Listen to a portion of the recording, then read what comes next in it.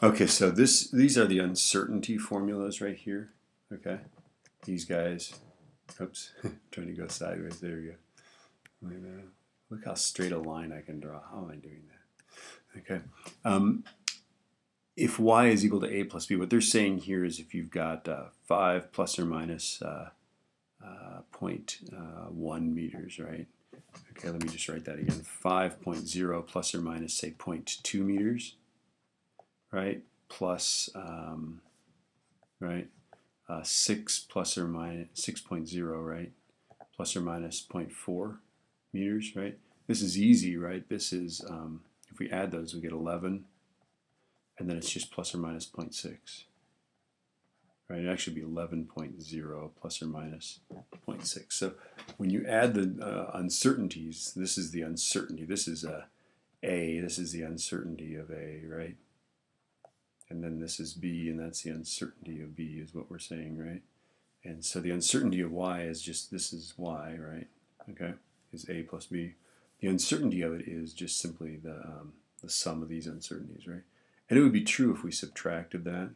Okay, if I subtracted this, 5 minus 6, that would be, well, 5 minus 6 would be negative 1.0 plus or minus 0.6. Okay? So it's the same thing if you subtract. You always add the uncertainties. And then this one here, this one is the, if you've got something that's a product or a division or something like that, right? Then the uncertainty of that is this, right? And we did this before, like we did power. You guys climbed the stairs, right? And it was change in potential energy over time, right?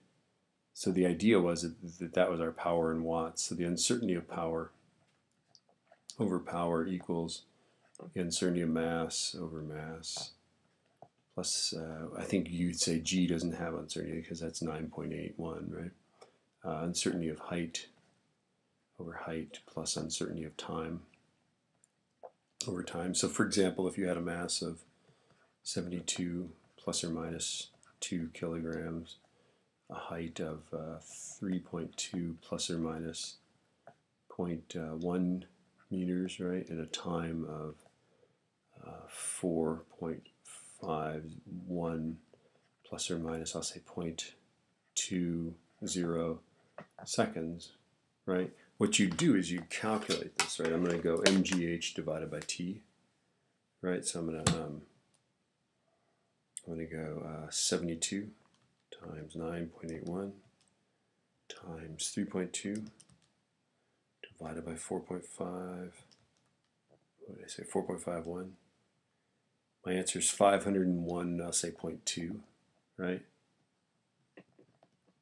Right, equals 72 times 9.81. I'm just plugging into this formula, right?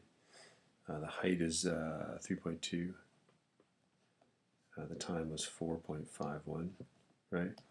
And I get 501.158 or something like that. So I'm going to say 501.2. And then you just set up, if you want to find the uncertainty of power, you just go,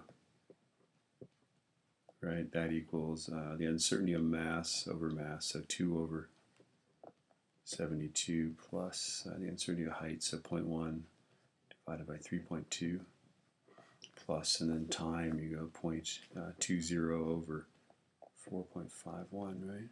So if you did that, you go times parentheses.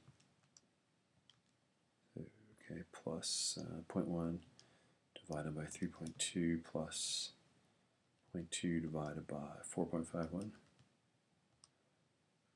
right? And I get plus or minus 51.8, right? So this thing here, this delta P equals plus or minus 51.8, right? So you would say that this is about 501 plus or minus 52 watts. Yeah? Okay. The other type of problem you're going to see in these things is they'll say, they'll give you percentages, right? So if you've got this, if you've got the length and the width, right, times width is our area. Let's just pick another formula, right? Area is length times width, right? If this has an uncertainty of 5% and that has an uncertainty of 7%, right, then the uncertainty of this guy is just the percentages, because these things are really percentages. That's percentage of that one, right? So the area would be plus or minus 5 plus 7, 12%. They like to give that on tests too. Okay. And then this is, I think A is just a generic vector. This is the horizontal component, that's the vertical component. And they're showing you, basically this is, I could draw that guy right there, right? This is the adjacent side, this is the opposite side, right? And so they're just doing this as SOHCAHTOA, right? Okay, so it's there, you know, if you ever forget it, why, there it is, right? Sine gives you the vertical and cosine gives you the horizontal.